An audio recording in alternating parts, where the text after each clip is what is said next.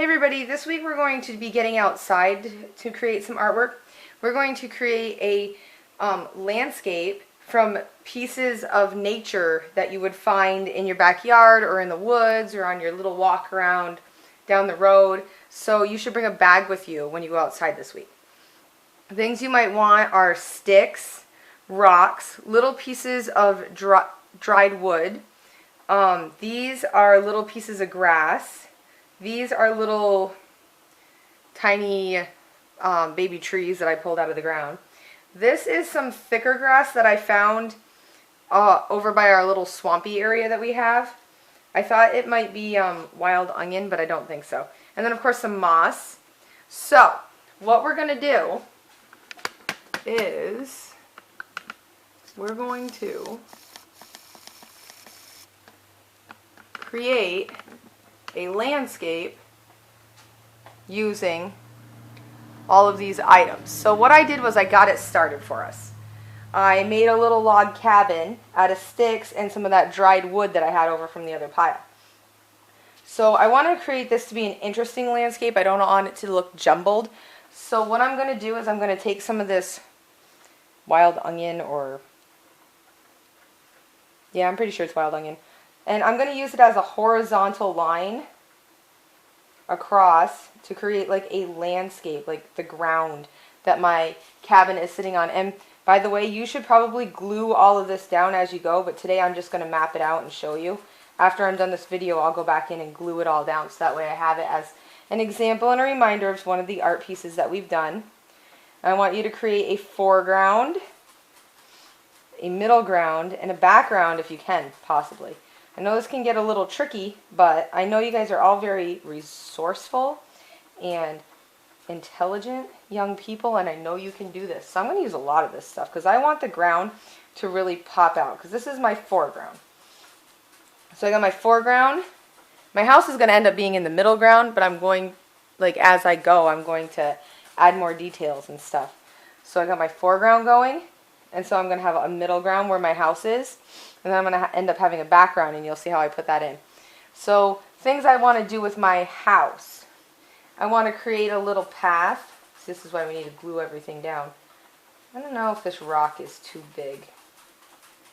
I know, and you think it's a tiny, tiny rock, but to be honest, you need some teeny, tiny pebbles. So I'm just going to do like a little walkway up to my house, and that's going to create that foreground. That's going to look really, really cool in this picture. So make sure you're gluing everything down, either using hot glue, Elmer's glue, some kind of glue, okay? So let me see. And all these little pebbles that I found in my driveway. And I did stand in my driveway for a long time looking for these little pebbles, because you can just imagine. So here's this. I like this big one. I'm going to put it right over in this. I'm going to use this big one as a chimney. Look, it has this nice angle on it, and it goes right up. So now my little house has a chimney. Oh my god, that's so cute. So, I know you guys all miss me. You love that dorky little excitement I get. I found this tiny little stone. It's like a little blue stone. It was so cute. So I was like, I got to put this in here. So I'm going to put that right there, and then I'm going to put this one right over in here. So I got my little walkway, and I know that it doesn't look like a little walkway, but I know it's a little walkway. So that's all that matters right there. I'll put this little one in too. Fill in that space. Okay, so there's that.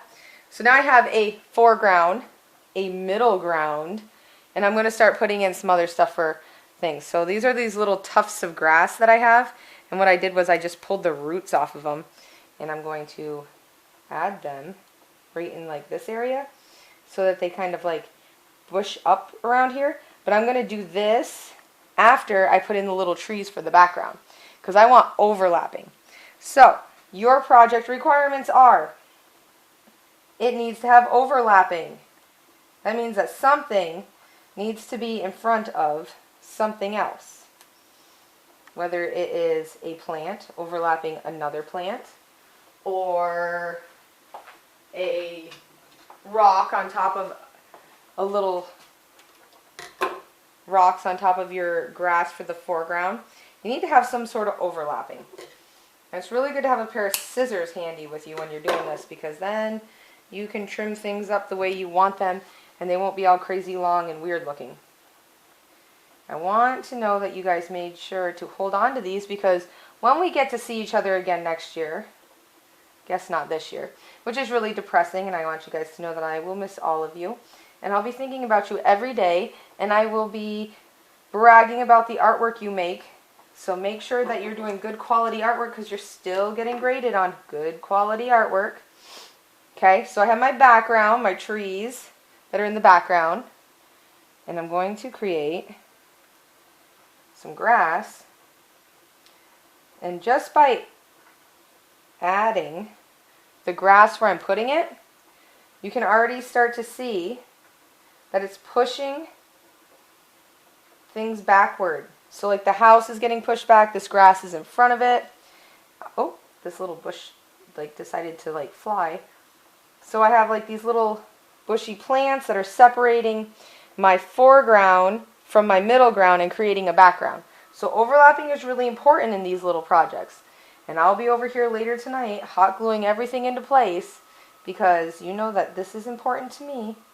You should also remember to take a picture of your artwork before it starts to dry, because it'll probably turn brown, because we're using stuff from outside. But at the same time, I want you guys to make sure that you're enjoying this.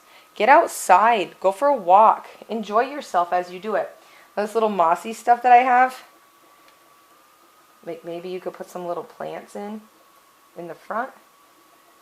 Ooh, this stuff's all falling off over here. Maybe we could put some little plants in the front with this moss. I mean, it's really up to you and whatever you decide to use, but I'm hoping that we're adding texture and we're creating depth. We've talked a lot about depth over this year, and I'm really hoping that you remember what it is and that you can show me it in your artwork. So, remember, we are creating a foreground, a middle ground, and a background in our artwork, okay? It needs to be like a landscape type picture. Please don't just put a bunch of stuff on your thing and then send me a picture, because I'm going to ask you to redo it. So I want to see some sort of landscape type picture, alright? And make sure you glue it, because it could be really awesome, and we might ask you to bring it into school for next year. And I would love for you guys to want to share your artwork with me. Alright? Happy hunting!